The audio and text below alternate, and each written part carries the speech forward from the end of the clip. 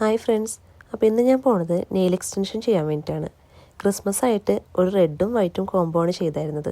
ഇനി അത് മാറ്റി വേറെ എന്തെങ്കിലും ചെയ്യാൻ വേണ്ടിയിട്ട് ഞാനും വാവുട്ടിയും കൂടിയാണ് ഇന്ന് പോണേ. വാവുട്ടിയാണ് എനിക്ക് ഇതിന് വേണ്ടിയുള്ള വീഡിയോസ് എടുത്തു തരുന്നത്. അപ്പോൾ ഞാനതിന് വേണ്ടി പോയത് ടോപ്പ് ലക്ഷറി നെയിൽസിലേക്കാണ്.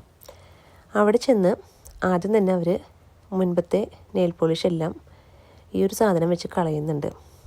എന്നിട്ട് നമുക്കൊരു ബുക്ക് തരും. അതിനകത്ത് നിന്ന് നമുക്ക് വേണ്ട നെയിൽ പോളിഷിൻ്റെ കളറ് ചൂസ് ചെയ്യണം. അങ്ങനെ ഞാനും ഔട്ടിയും കൂടി ഒരുപാട് ചെക്ക് ചെയ്തു. അപ്പം ആദ്യം ഇട്ടിരുന്ന നെയിൽ പോളിഷ് എല്ലാം കളഞ്ഞതിന് ശേഷം അവർ കുറച്ചൊന്ന് ട്രിം ചെയ്യുന്നുണ്ട്. എന്നുവെച്ചാൽ ഒരുപാട് നഖം വലുതായിട്ടുണ്ടായിരുന്നു. അപ്പം അത് ട്രിം ചെയ്ത് ഒരു ഷേപ്പ് അവർ ചോദിക്കും നമ്മുടെ അടുത്ത്. അപ്പോൾ നമുക്ക് ഷേപ്പും ചൂസ് ചെയ്യാം. അപ്പോൾ ഞാൻ ചൂസ് ചെയ്ത ഷേപ്പ് എമൗണ്ടാണ്.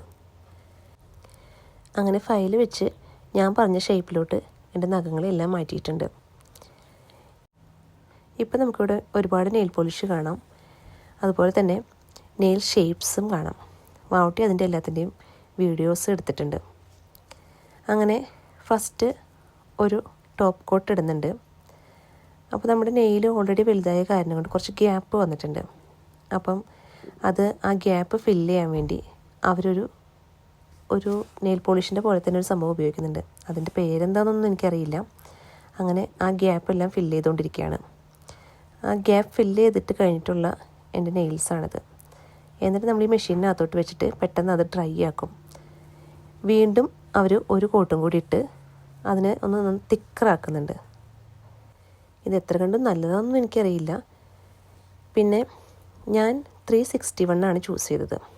361 ചൂസ് ചെയ്തതിന് ശേഷം അവർ വീണ്ടും ഒന്നും കൂടി അതിനെ ഫയൽ ചെയ്ത് ആ നെയിലിൻ്റെ ടോപ്പ് ഒന്നും കൂടി ഒരു പരിപരുത്തതാക്കിയിട്ടാണ് നെയിൽ പോളിഷ് അപ്ലൈ ചെയ്യുന്നത്.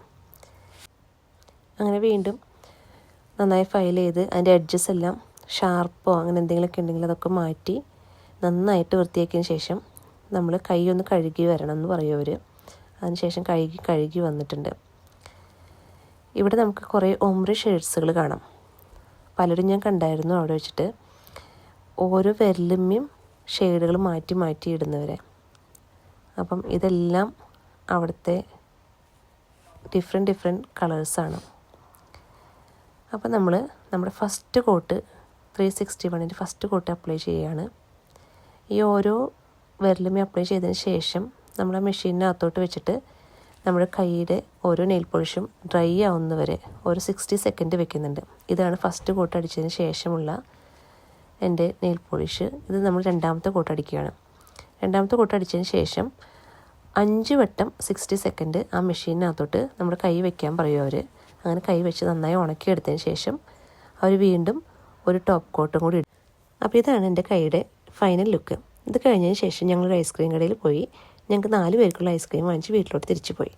അപ്പോൾ ഈ വീഡിയോ ഇഷ്ടപ്പെട്ടെങ്കിൽ like, share and subscribe. Thank you.